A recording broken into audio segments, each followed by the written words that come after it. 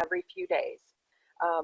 And then we will work with them to get them back to work based off of what goes on there.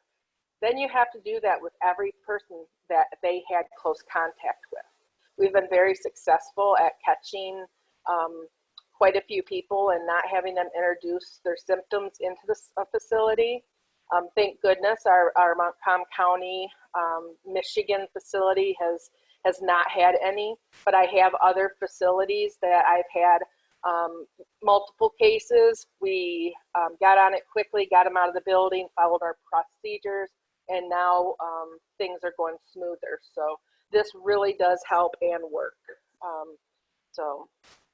And the smaller number of employees you have for an HR business partner, you know, the less people you need to have to control this type of response.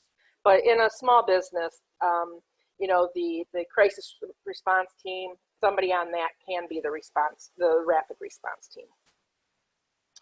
So, so putting in place the crisis response team and the rapid response team to make quick decisions and ensure that we are complying with up-to-date guidance. Since February 2020, some of the things we've put in place, we've improved and changed all along the way. Our processes for social distancing, temperature checks, daily disinfecting protocol, emphasis on good hygiene and protective equipment. So I have a slide for each of those just to give you some poster examples and things that we've done on the floor. So social distancing. So on the left there, you will see that there is a poster that is on the employee entrance door. We do ask employees to review their so self-check before they walk through the door. And then we ask them to ask each of those questions to themselves. If it's yes, they need to go home, call their doctor, notify their supervisor, and call my quad. My quad for us is your HR, so that's me. If the answer is no to both, then they can enter the facility. So we have since, and I'll show you the next slide, we have then added an extra layer coming up this week. They're integrating it, and I'll show you that. We also have social distancing posters, floor markers. So the one there that's a triangle, those we had printed up, and we have those in 6-foot distance spots for time clocks or out by the vending machine, so people can get that visual of how far they're supposed to be away from people. And then we have the posters as well that kind of give the same guidance. So as I said, we had an extra layer that we've been implementing. So over the last few weeks, Quad has rolled out temperature checkpoints. Because we're doing this as a corporate-wide, there is many of my states that do require temperature checks. So we find the value in it. And so all of our facilities are rolling this out. So, so as you see there, once they come through the door, they will see this sign on the left that says this is a temperature checkpoint. Now, depending on which facility they're in, this infrared camera is one of the different brands we're using, but they just stand on a marker on the floor, look at the camera, it takes the temperature of their tear duct, and it says yes or no, green or red. If it's green, they get to go right out on the floor and continue with their day. If it's red, it could be a false positive, so then they move left, the different direction than the green people go. They go left into another checkpoint, and that you'll see the bottom picture, which isn't all the way set up because we'll have a plexiglass divider there, but they use a handheld, non-touch scanner to scan that person's temperature. And then if it is red again, then they do the same protocol that sign on the door said. They're going to go home, they're going to call their doctor, they're going to call my quad, and then we're going to put them through that rapid response team. Just in the first few days in one of my facilities that was having some positive cases, we did catch 3 people in the first week coming in with fevers. So having said that, it's really important that that everybody takes this serious. Even if you don't agree, there's so many political things out there, even if you don't agree with everything, in order for all of us to be safe, we have to follow the protocol and do everything we can, because the employee safety is what we need. So next is the disinfectant protocol. We did put in daily disinfectant protocol. So Quad has made sure that we have disinfectant materials available all through the press rooms. Where they're bleach bottles with the appropriate mix. They have gloves and all of those things. They make sure they disinfect pre-shift, post-shift, their areas during shift. So people are continuing disinfecting their areas. It's starting to smell like a swimming pool. So, and then if somebody has come to the rapid response team and we're waiting for a testing, or we did have them quarantined, we use a different kit. We have the supervisors come out. It has about the same things. It just has increased PPE in it, and they do a deeper clean of where that person worked. So those are things that we've done. Now, like I said, in one of my other facilities, we had, again, multiple people that were positive. So we did close that facility for 48 hours and brought in an outside company. They went in and did a complete deep clean and a fog, which will completely sanitize everything there. Then we started open back up. And we made sure that we were following, again, all these protocol. And so far, we've 2 weeks from that, and we haven't had any additional cases. So doing well there. The good hygiene, again, we have posters out there. We make sure we do have all of this is not only posters, but supervisors, they're getting emails, they're getting all of these different resources, making sure we're emphasizing this as well. And then last but not least, protective equipment. So it was important that Quad confirmed with the procurement alternatives, and I'm sure everybody being in the business, procurement became a hot commodity. Trying to find where we can confirm what stock we had on hand, where we can get stock of everything we need. Then once it's in-house, how do we control it so it's not just being overused or disappearing? So that was a whole process that we had to get in place to make sure we had everything to support our employees on being safe. But some employees also got very creative, have their own personal masks, which is very acceptable.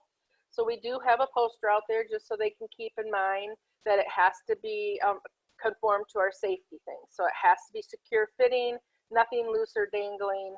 And then there's examples of non-acceptable. The reason the top one's not acceptable, it's below the neckline. In manufacturing, you don't want anything that's going to be dangling or anything. And the bottom one, because the strings dangle down over her shoulders. So, and then, so Quad has, for innovative, we have opened up a couple of our print machines, and we converted them to making masks. So we are also making our own Quad masks, supplying all of our employees with those, and our ink supplier, which is also Quad owned, CRT, they have converted some of their processes, and we're making hand sanitizer also, because those are some things that procurement were having challenges with. So that's what we did there as well. So having gone over the crisis response team, the rapid response team, so that we can keep the company viable, and then what we've implemented in each facility, I just want to add on that real quick. The other thing is, as volume goes down, we have to furlough individuals. We felt much better with that, with the $600 extra that they got, because we knew they were being taken care of. And so we've been doing rolling furloughs, and this also helped have less people in the facilities to, so they had more room to stay socially distant. Any questions? Thank you very much for that, Nena. That's great nuts and bolts stuff that I know I certainly got a lot out of. One question that came through the chat was a clarification on the temperature scanner and whether that does work through the plexiglass. In the plexiglass, they are going to have a square cut out where they would put that up to, and so it does not go through the plexiglass, but they will have a little window cut out, just a little tiny one that scan will go through. Okay. So I didn't have any more. Oh, you know what? Here's another one. Cindy, Cindy, you want to ask your question real quick to Nena? You can unmute yourself. Cindy Preston. I just wondered if any of those posters that you had were available as a printable doc. What was your source to get those? Being a large company, we're very, very fortunate to have our own communications department. So I can definitely ask and see if I'm able to share them. If so, I will definitely do that. That would be so helpful. Yeah. Thank you. Mm-hmm. So that'll be something that I'm making a note of, and Nena, Yes. if that is possible, that's something that we could send out as our follow-up to everybody who was in the session. Yeah, yeah. One other thing that I know that we're doing, it just came to mind because I sat into one last night, is a lot of employees are trying to understand this CARES Act and, oh, I get to have my 401k money, and there's this whole ball of hurry up and get my money type of thing going on. So we did partner with our retirement fund agent of record, because everybody would have a different one, and they did provide us with something similar to what we're on right now, and they set up multiple things for employees to go on to. It not only walks through what the CARE Act is and how they partner with the company and things that they need to think about, short-term emergency versus long-term retirement, but then they also go through a lot of budgeting and how they can help create more money by budgeting and reducing some things. So there's a lot of those things that we've also in Quad have been reaching out to our vendors and getting for our employees. Hey, just for reference there, Nena, could you tell a little bit about the company, you know, what size you are? In Greenville, you have about 200 employees, but, you know, corporate wide and so on, what you do, just so people have a reference. Yeah. Thanks. So Quad is, it's constantly changing. That's something that we're very good at, keeping up with the way the economy changes and everything. So it started out as a print company. We do then have moved from a small little company in Wisconsin in 1971 of about 15 people to now we're at about 20,000 people, and we're worldwide. In the United States, we have all different all different facilities, but each facility has kind of its own bailiwick. So the Greenville, Michigan one, we do direct mail. So we work heavily with the post office. We do have postal service on site in our facility as well. So we do a lot of direct mail. So when you get your TSCs and all of those types of postcards in the mail, we've printed those. We're also happy to say that Quad had been selected by the government, the White House. We've printed all of the COVID postcards that went out to tell people different things to do, and we've been working on the stimulus package printouts and stuff as well. So there's that type of thing, like for grocery and for hardware that we print. We also pretty much, a lot of the magazines that are out there in the grocery store, we print those. But not only do we print those, we do have a marketing portion that takes the layouts, the photo shoots, and all of those things. We also print textbooks, college textbooks. And we have packaging. I mean, the sky's the limit. We are now changed what they call Quad 3.0. We are a total, we go into a company and help them with solutions. We don't just print for them and say, here, you need to print. we go in and look at not only their television commercials, their books, their magazine placements, their how do they drive business to their brick and mortars. We do the whole package for them. So that's a little bit about us, and we continue to change. All right. Thank you so much, Nena. I appreciate all that Yeah. and the context as well. So now at this point, I'd like to turn it over to Cindy Brown, VP of Talent Initiatives at The Right Place. I did stop sharing. All right. Awesome. And I'm going to, Cindy, if you want to get rolling, I'll pull your Sure. info up here in a sec. Absolutely. Thank you, Travis. And Nena, that was amazing work. So thank you for sharing all that great information. So in my role at Talent Initiatives at The Right Place, do a little bit of everything. And right now, as employers are going between triage and transition, I just wanted to fill you in very quickly on what I've been hearing. A lot of questions from employers on unemployment. And so I just personally would like to thank Carrie. Thank you so much for being on this call with us. And when I reached out to UIA, Carrie answered, so just thank you. I know there's going to be a lot of questions for you, so I'm going to keep moving on.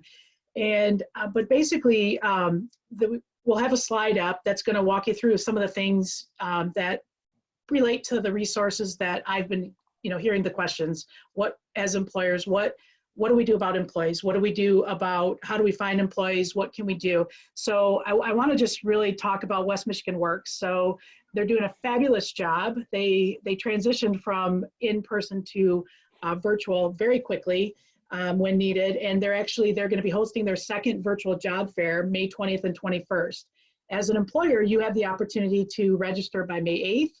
And the candidates will be applying for opportunities or registering for opportunities next week. So not only should you register if you're looking for people, but also you should also get the information out to your community that if there are people that have been laid off with no return to companies, not furloughed, that, if they're looking for other opportunities, if you're going to be attending, definitely let the candidates know and let your community people know that there's this opportunity, so we can get a lot of candidates for the employers that need help at this time. We also have on the Right Place's website a Restart library, and we're seeing Restart playbooks from so many different resources out there, and we're trying to put the big ones as well as some of the smaller mid-sized employers as well.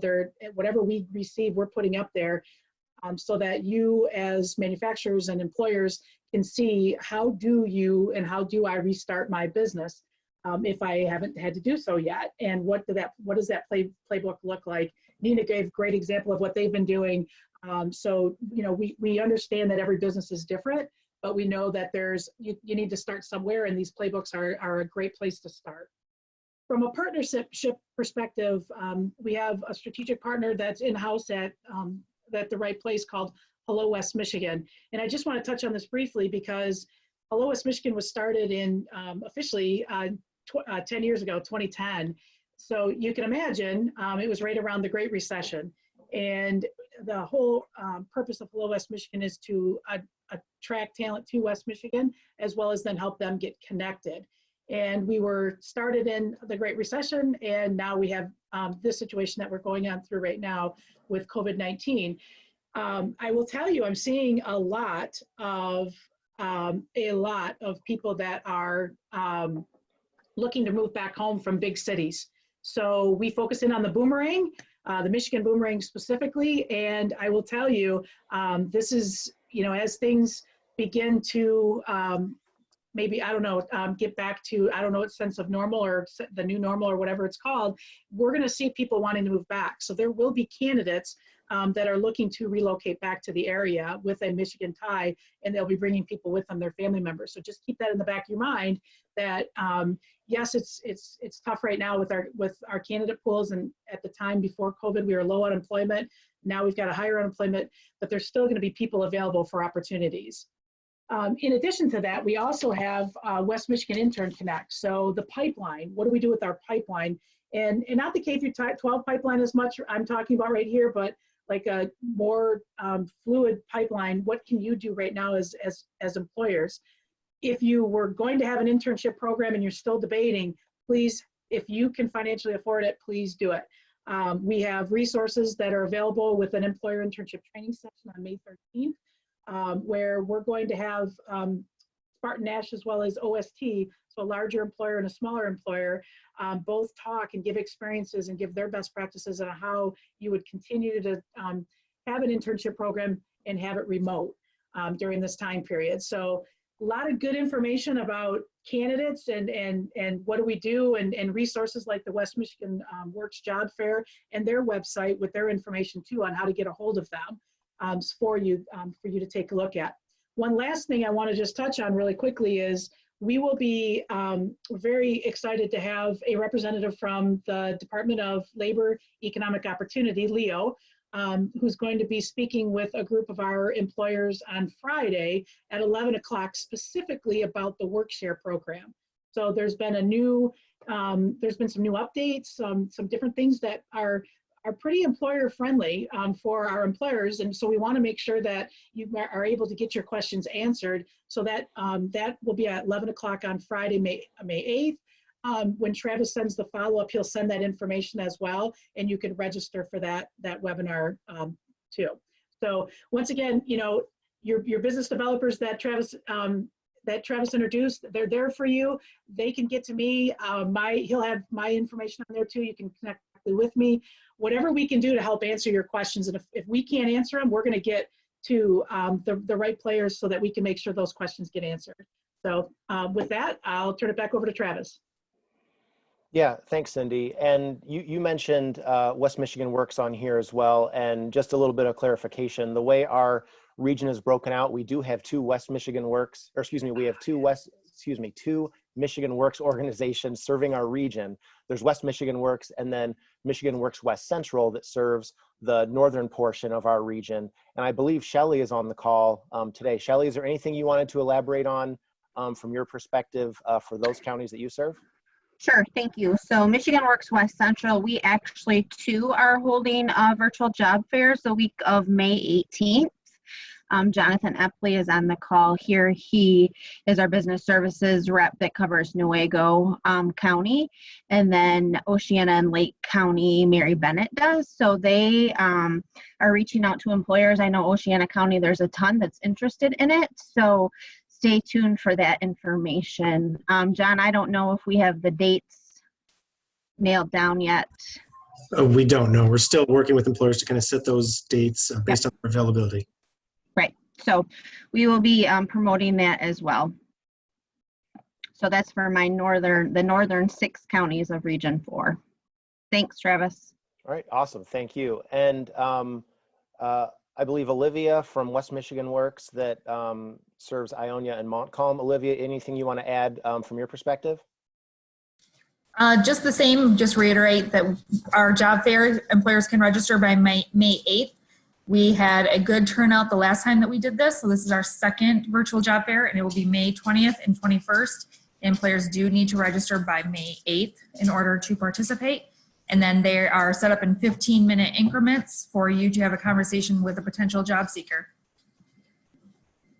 All right, awesome. And I know Cindy mentioned it earlier, but the stuff that you guys are doing with Michigan Works and all the different things that you've had flying at you, you know, the past 2 months and that sort of thing. Kudos to all of you guys for all the good work that you're doing out there, because this is uncharted territory for everybody, and it has to be challenging out there. So good job to you guys. And so at this point, I want to turn it over to Carrie with UIA to mention anything that you specifically wanted to. And also just remember, if anybody has questions for Nena, Cindy, or Carrie as we get into the unemployment discussion, go ahead and shoot them to me in the chat.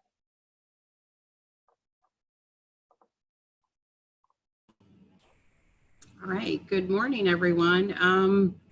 I thank you for the opportunity to speak to you guys regarding unemployment. I was wondering if anyone had additional questions to get started. I did answer 3 questions. I'm hopeful that they've been shared with you.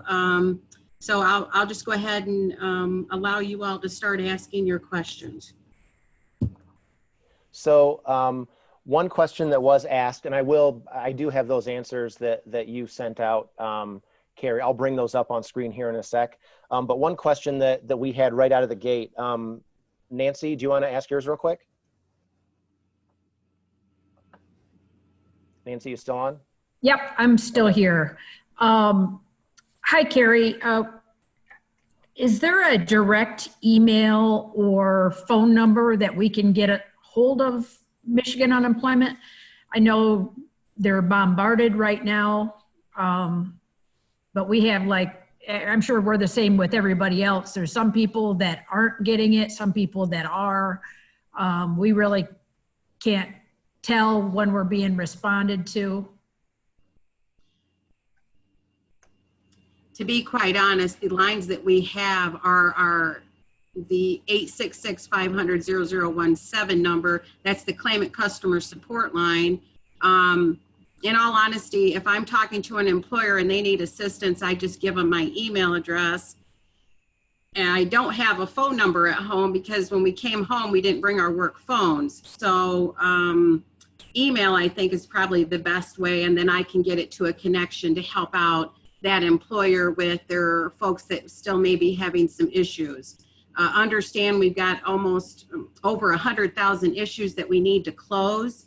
I think when this whole pandemic started, people did not realize that we are using the last 4 of the 5 completed quarters, and it includes every employer that's within that base period. So unless the separation is other than a layoff, they're going to experience some hiccups. And because we are working to get all those implementations in, which we started with the PUC, the 600, then we got the PUA in, and now we're all working on getting those issues closed. So I'm okay if you send me an email. I promise to get back with you within the 24 to 48 hour period.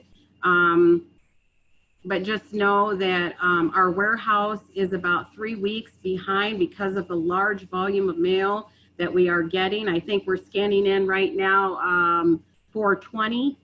So today is 5/6. So we're almost about a good 2 weeks behind. That's slowly closing in. It was 3. So we're working as hard as we can to get that. And we're also encouraging employers to advise their staff if they've sent us one web message, that is plenty, because the more that they send is the more for us to try to reply to. We have the chat feature available of the day. We have the send a web notice after hours. We'll do the best we can to get with you. Again, if you email me, just allow me that time. I will respond back to you, and we'll get, the issues addressed just as quick as we can. So Carrie, a couple questions I've gotten through are just kind of expressing a little bit of frustration with not being able to get through on the phone, or gets cut off and that sort of thing. Mm-hmm. You mentioned emailing you. Is that something that, and I don't want to bombard you, either, but is your email address something that can be shared with this group to maybe facilitate some conversation? For right now, until we're able to get stuff caught up and we get a more normal, regular rhythm where we're able to communicate. I mean, I didn't come on this call to just say, sorry, right. Go through the normal protocol. And we understand just as much as anybody else out there, we want the people to get paid that are certainly entitled. We understand the hardships that are going on. And again, that's our agency's goal, is to get as many people paid properly as possible. Somebody, I think it was Teresa, had a question about her employer account being locked, trying to reset the password and can't get through on the phone. Is that something that you could help her with directly? I sure can. Yep, I have that access. Okay, so what I'll do, what I'll do is I'll follow up in the email follow up to everybody after this. With your permission, Carrie, I'll add your email address to that. As a contact for folks to follow up with. So I definitely appreciate you being willing to do that for this group, definitely. Ellen, you had a question about if an employee refuses to return to work. Do you want to ask that?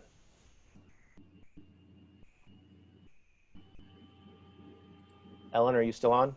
Me, Ellen? Ellen Bengry? Not me, Ellen. Thank you. Okay, that's all right. Well, I can ask it then. If an employee, and honestly, this is something that we've been hearing a little bit about too. If an employee refuses to return to work, either it's perceived as more lucrative to stay home, with the additional $600 and that sort of thing. Can an employer refuse unemployment because of that? Like, how does that work? There's a lot of concern out there that's like, I'm not going to be able to get my people back because it's too nice to be able to stay home and collect that additional money. Right. So this has been a common question that we have heard from our employer community about this. What can an employer do? We want them to notify the agency of a worker or claimant that has refused the suitable normal work that they have done in the past. Now, I don't know if many employers know this, but because of the COVID situation, the governor has not, she's waived charges for all employer accounts if it's due to COVID until August 1st. So employers are not getting a copy of the chargeable statements. But what we do want our employer community is to be our partner to help make sure that we are paying people properly. So as things start to ramp up within the employer's sectors and people start refusing because they feel something isn't safe, but what I just seen from is it Nena that submitted all that nice stuff, what the safe, workplace requirements are going to be, there is no reason why our staff shouldn't be returning back in the normal capacity. So we want them to submit something to us as soon as they can. We are waiting for the implementation on how to respond to that. Right now, if you're faxing information into us, it's probably going to take a couple weeks before we get the issues open regarding refusal of work, or you can go in through the view benefit charge and credits. But if people email me, I can always send out the steps in the MyWAM account to report that information. Or I can send it to you to share out in a blast or, to your folks in your group here. Okay. Yeah, that's going to be a big one. And then Carol had a question as well, I think, for Carrie. Okay. Carol Whipple?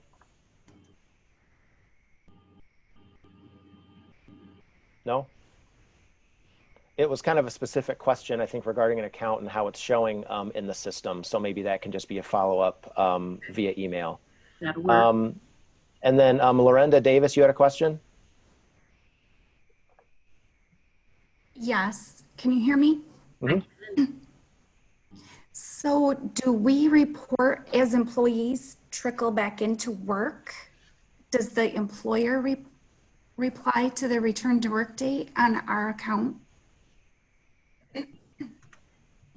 Yeah, that's going to be something that you're still not going to be aware of because you're not going to get the notice of chargeable statements.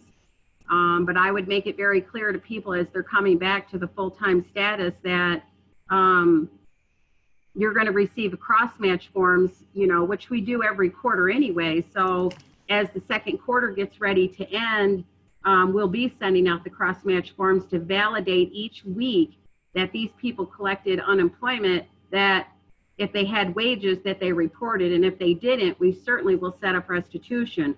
We have also implemented a new fraud statement on each certification week that these folks are certifying for. So if they check that box and say, yeah, I understand, I'm not trying to obtain benefits that I know I'm not entitled to, and they check the box and collect the week, the agency has the right to set up fraud. And we're just hopeful that everybody is being very mindful to those check boxes as they try to collect unemployment. And if they are underemployed, certainly we want them to report their gross amount of wages. So that way we're making sure we're paying properly. And the pandemic unemployment compensation is effective until 7/25. So after that, there's no more extra 600. It does sound lucrative not to come back to work, but the bottom line is that it was set up to help out, in a time of true need. Not I'm back to work or I'm not going back and I can still collect. That's just not going to be an option. unless they quit. Thank you. Yep, thank you. And then Mary asked a question, I guess still looking for some clarification on if an employee doesn't feel safe returning. Mary, was your question answered, or do you want to ask it? Here, thank you so much. I was on a different webinar earlier this week, and we're with Star Safety Shield. Thank you. I just don't have my picture up there because I don't have my makeup on. But I was on a separate webinar this week, a human resources webinar, and I heard that if an employee says, I don't feel safe coming back, I'm not ready, that the $600 PUC and the unemployment benefits would still continue because of COVID. Under normal circumstances, the employee would be, okay, if you're saying you're not coming back to work, you're terminated, and then it would have been a different world back before COVID.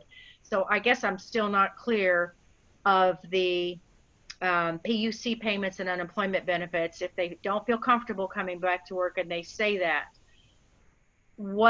as an employer, what are we obligated to do? And does that employee still continue to get unemployment? Probably because they're wanting to take advantage of the $600 a week and, whatnot.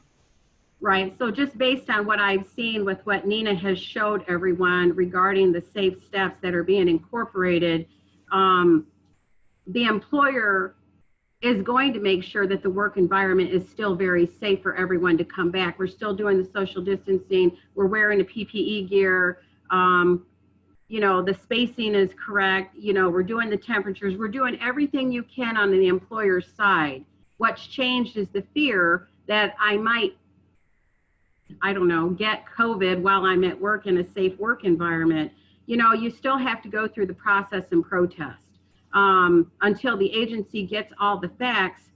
And of course, the employer is going to show the agency, this is what we have done, whether we hosted an open house to show this is the new way of work in the future.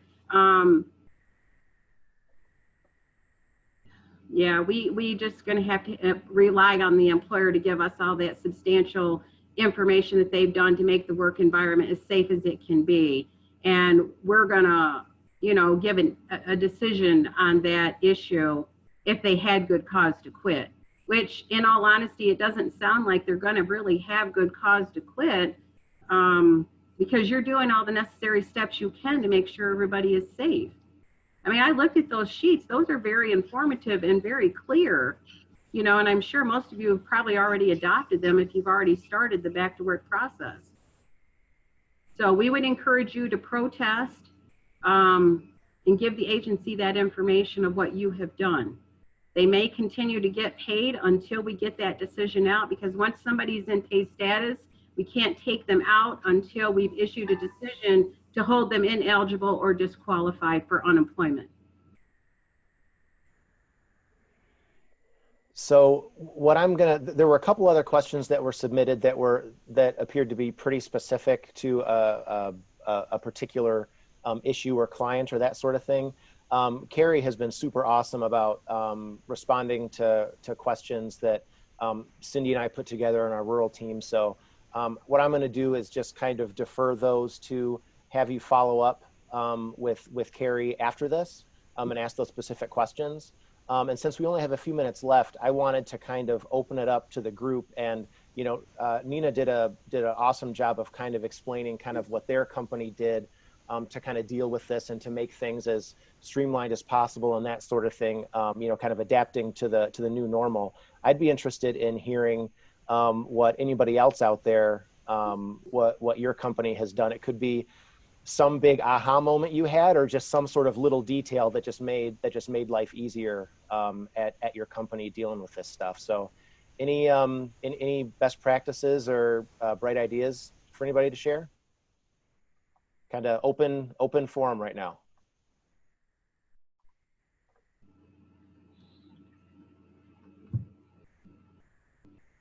No?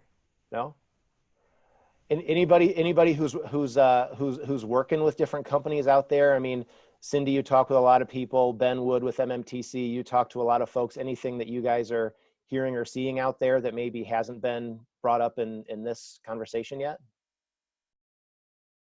Just to reiterate the communication, Nena showed great examples of information shared with their teammates.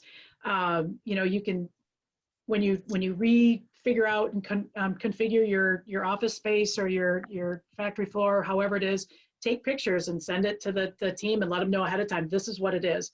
We fear the unknown, and right now the unknown is what's going to happen to me if I go out of my safety zone of my house. And so, if you can be proactive with them and just continue to communicate. Nena has talked about that a lot, and Carrie's talked about that, and just the communication with your employees is so, so important at this time.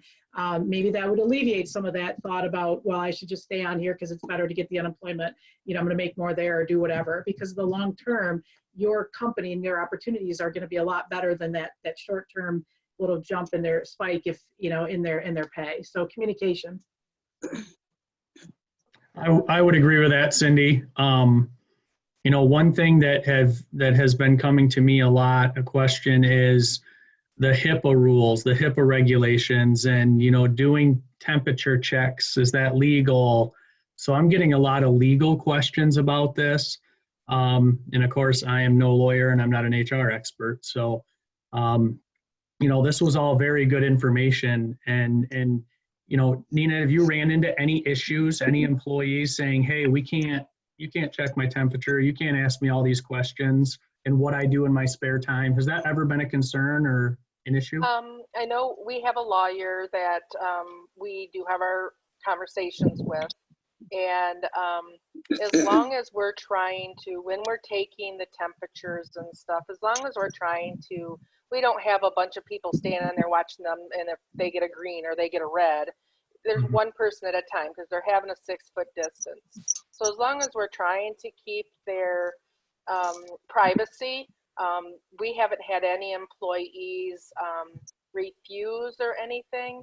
And from my understanding from our quad med and from our lawyer, that asking those questions would not fall into HIPAA if they, we can't force them to give us the questions, but we definitely can ask those questions. So we're not asking them about their specific illnesses or what kind of medicine they're taking or anything like that. We're asking basic questions.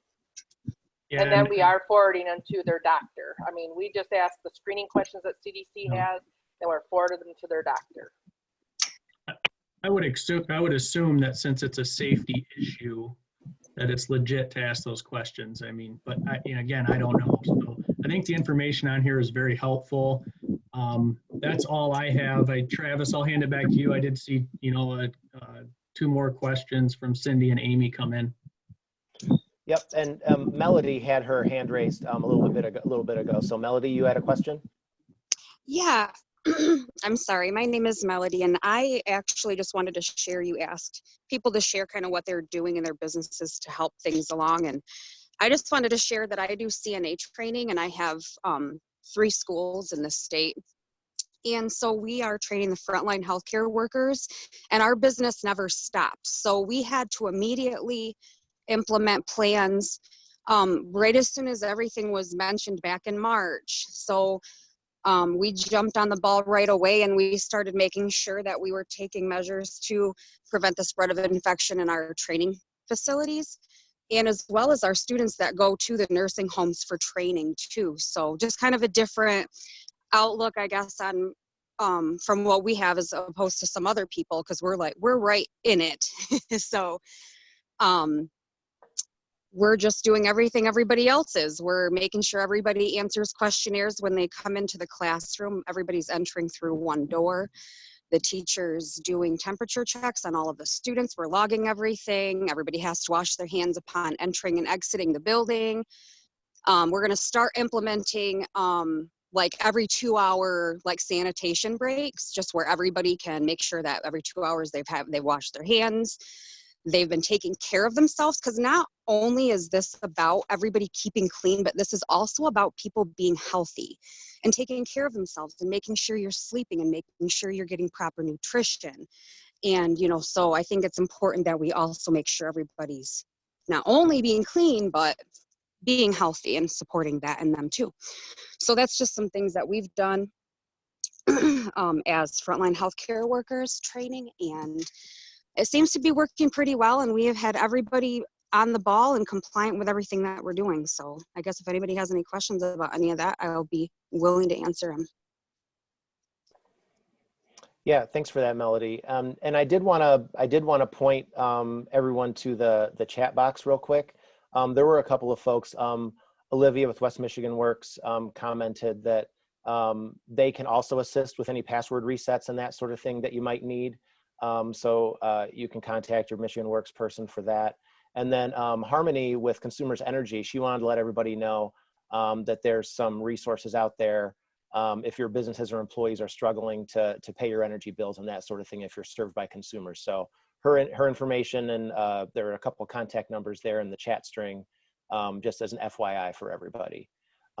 One thing I wanted to do, I know we're a couple minutes after noon, so out of respect for everybody's time, what I'll do is just kind of thank everybody for being here. If you need to leave, go ahead and take off. But if anybody wants to stick around, there were a handful more questions that we can still get to. But I don't want anybody to feel like they have to stick around if you need to jet and if you've got something else on. So like I said, we'll be sending out a follow-up email to everybody who is on here, asking a couple questions for feedback. Hopefully, as long as the recording worked, a link to that. And some of the additional stuff that we talked to. I think Julie was taking some notes with what all we need to include with that. We do have 6 more upcoming sessions in this kind of rural roundtable series. If there's anybody that you work with, anybody that you know, friends, family, associates that fall into any of these categories, feel free to spread the word. And you know, this is something where we're really hoping to bring some good tips and stuff to folks in our rural counties. So appreciate everybody being here. So officially, we'll say that's time. But anybody who wants to stick around, Cindy and Nena and Carrie, if you've got a few extra minutes and wouldn't mind sticking around to answer a couple more questions, that would be sweet. There was Amy asked a question about PPE. Amy, are you still on? You want to ask that? Yeah, I'm here. Hi. Yeah, I just wondered if anybody had any specific tips. I run a fairly small shop, and I know in the larger companies it's a little bit easier to implement all of these procedures and all these changes because you can, you know, you just have that authority at being a big shop. But, you know, I'm talking about companies under 10 employees where, you know, you have a certain amount of resistance to, you know, oh, we don't need to do that, and you're not going to make us do that, are you? And all that. It's kind of experience a little bit more resistance to that. And I just was wondering if anybody had any tips as to how to, you know, convince people effectively to cooperate with these. Yeah, I can tell you from our perspective at the Right Place, our building, or our staff is about 35, I believe it is. And we have about 15 people that are on the road most of the time. So you'd say about 20 people are there most of the time, right? And we just kind of sort of got our first draft of our playbook going forward. And we're starting out by voluntary because we can do remote, you know, and remote's working. And the stress of going back to a physical building for us with remote and office work is probably more stressful to have to put a mask on to talk to people and wash your hand, you know, and constant and all of that than for us to continue working remotely. So we've tried to stay in contact with our folks as much as we possibly can. And then we're also going to try to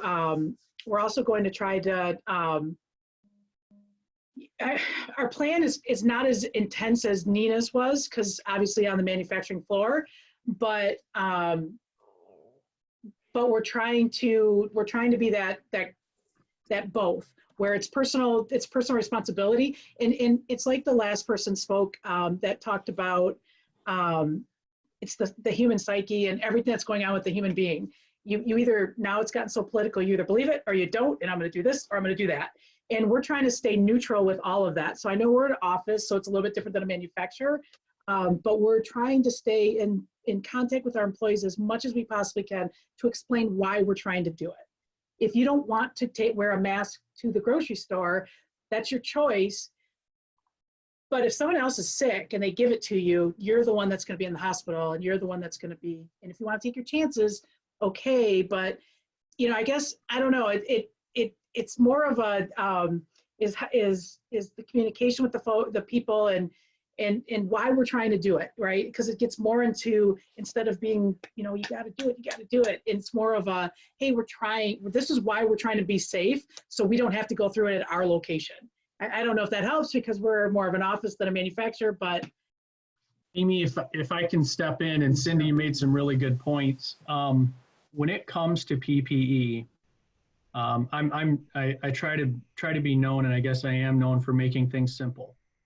When it's a safety issue, which COVID is it's a safety issue. Think of it like this.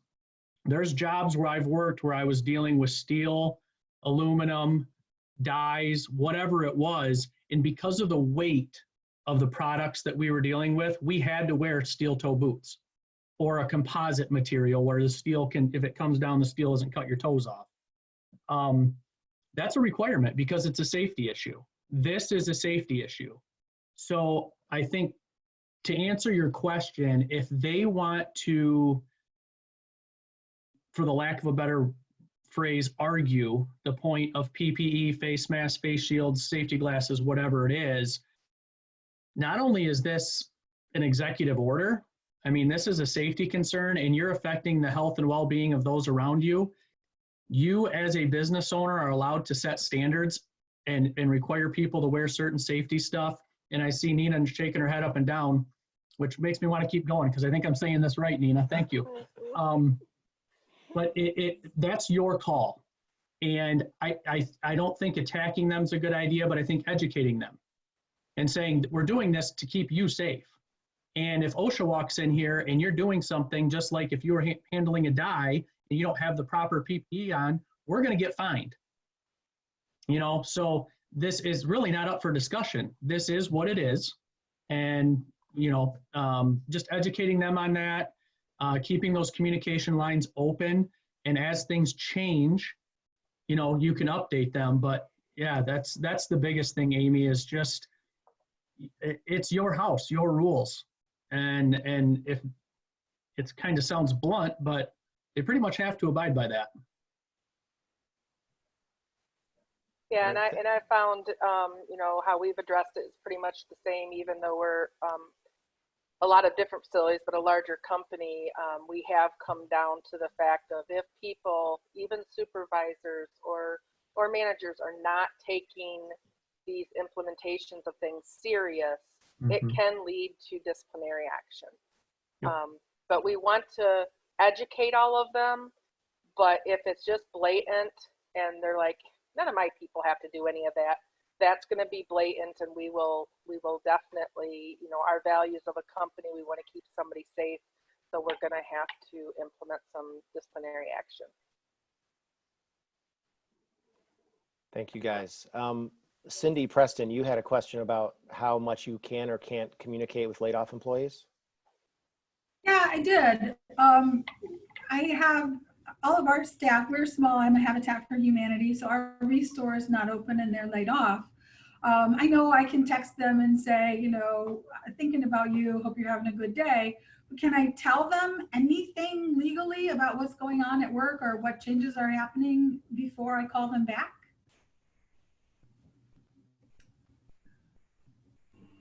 I mean, I know for our company, we have made an extra effort to keep those employees in touch. My husband was out of work for about 6 weeks. His company did the same thing. They were a smaller company.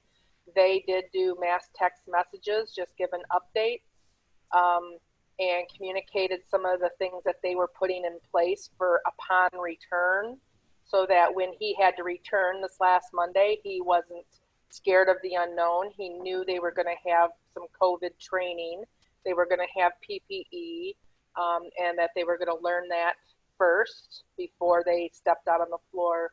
So I think it's good to keep the communication up, and I have not heard of anything saying we're not able to. I mean, they have a return to work date, or we know they're going to be coming back. They're our employee. We should be able to, and I think we should keep them in the loop so they're not feeling out there in the unknown. Okay, I just have one employee who, if I send a text, she's like, I thought I was not working. And, you know, it's just like, it's really just information. I'm not asking for a response or asking questions about work. I'm just trying and if they're choosing to not want, I mean, you're not asking them perform any work things, because our people that are on furlough, we make it very clear, especially salary people, you are not to check your email, answer your emails, you're not to do this or that.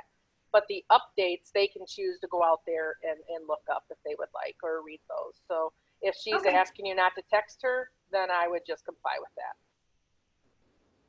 Because some people have to pay per text. Sure. Good clarification on that. Thank you. And I think the last item, I guess that looked like it was really worth sharing. Lisa, you had some, I think some really clarifying thoughts on kind of people returning to work and that sort of thing. Lisa, do you want to elaborate on that? Make sure you unmute yourself. Yeah. Yep, sorry. Yes, we've had a lot of conversations about this, and I can't remember, there are 6 or 7 bullets under the CARES Act originally of why we're getting the $600. They mirror a lot like the Families First reasons. So if an employee cannot document or certify why they cannot return, then we start to coach them through the process of, look, if you don't return, I'd say give them a week, maybe half a week. That says if you don't return or provide documentation, we will consider you to have voluntarily quit, which means that unemployment benefits will end. So will health care and other benefits on these dates. So just kind of coaching through that, and definitely going through the unemployment to appeal as well. That one's been a hot topic for us lately. Oh, yeah. For sure. And then Penny, you had a thought on telehealth and whatnot?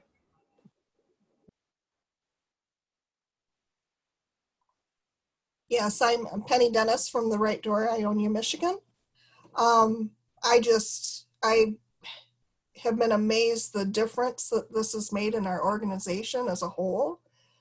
My job is not part of the medical staff, so it's probably going to be a little bit longer before I return. But almost right away, we went to working with telehealth, meeting with people online.